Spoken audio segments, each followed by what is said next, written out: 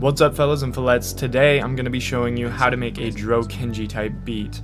More specifically, a beat that sounds kind of like his beat selection in his new album, Anywhere But Here.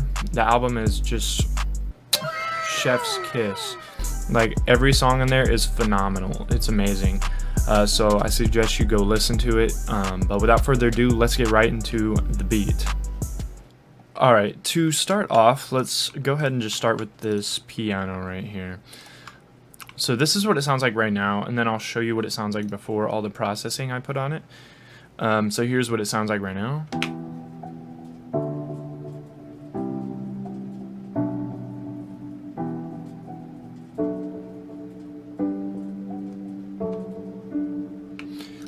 So, I mean, it's pretty simple. But this is what it sounded like before all the processing. So I pitched it down, I rendered it at like an octave up, and I pitched it down because it gives it a more like grimy tone. And then I just EQ'd it a little bit and put some delay and stuff on it. But this is what it sounds like without it.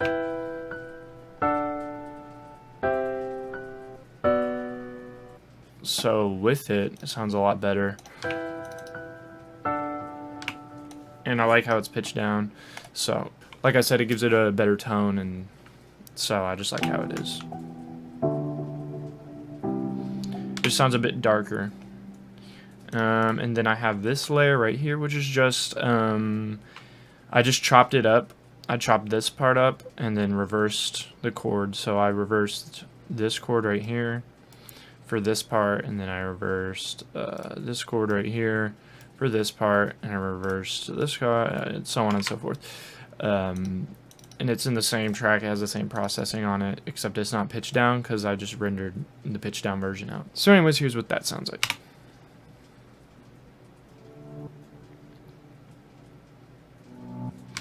So that just comes in every once in a while, and it just really helps move the main piano piece along. So here's what they sound like together.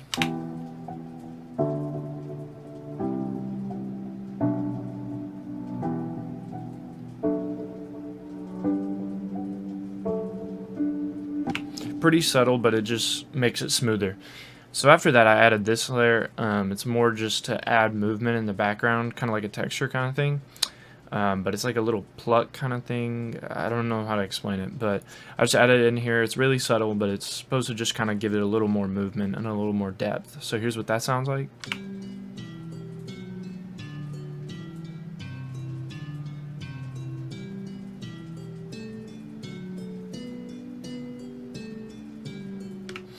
And then I added this string section in like more towards the beginning in like a pre-chorus kind of part. So it's not everywhere, but it sounds like this.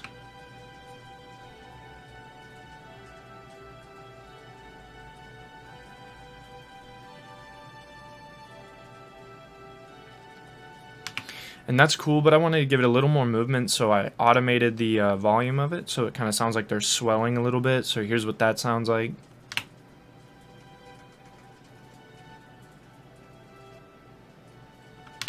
And so it's kind of just more of a detail thing.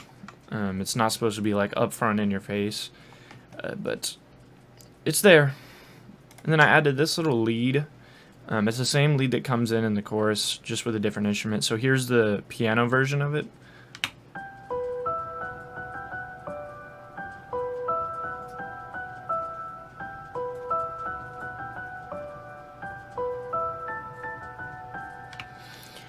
And then here is the same melody, just a different instrument that I use throughout the beat. The piano lead is more just like a pre-chorus, like bridge kind of just piece that I kind of put at different parts in the beat. So here's what the main lead sounds like.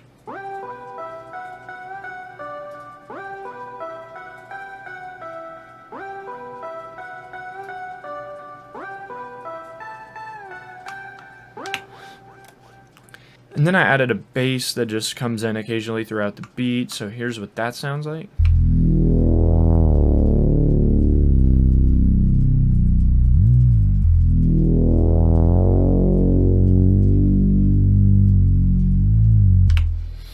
So that should be everything on the melody part. So let's just hop right into the drums right here. So first off, we just have a basic hi-hat and clap pattern. Nothing too special, kind of just your basic two-step hi-hat with a clap on it. And then next we have a snare that comes in, a little accent snare.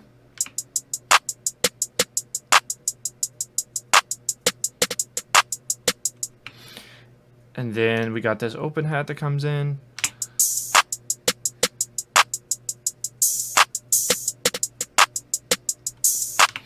It's just a bunch of little simple parts together to give it a lot of bounce.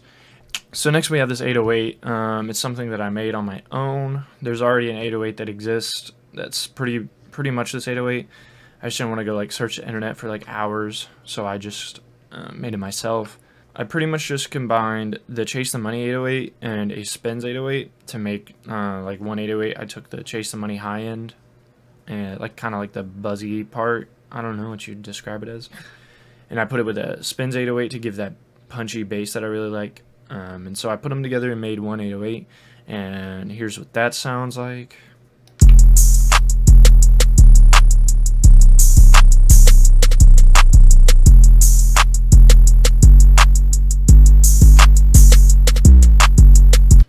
Pretty simple pattern right there. And then I have a kick right here. So if you look closely, the kick hits at some points where the 808 doesn't. So like right here, the 808 hits, but the kick hits around it. It kind of just gives it more bounce with the kick and the 808 trading off like that, kind of going back and forth. But here's what all the drums sound like together.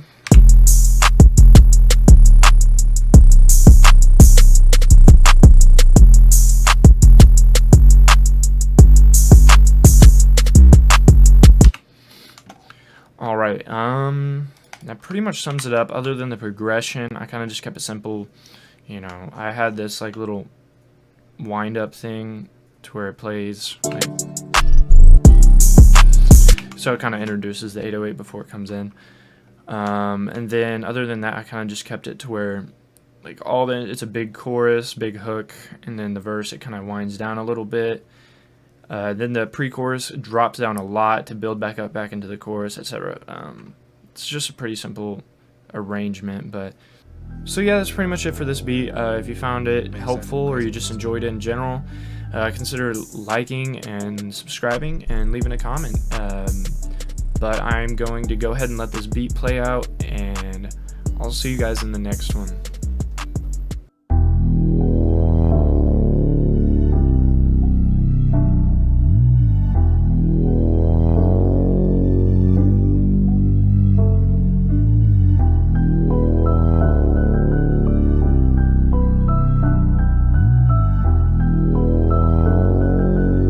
Man, Seth went crazy with this one.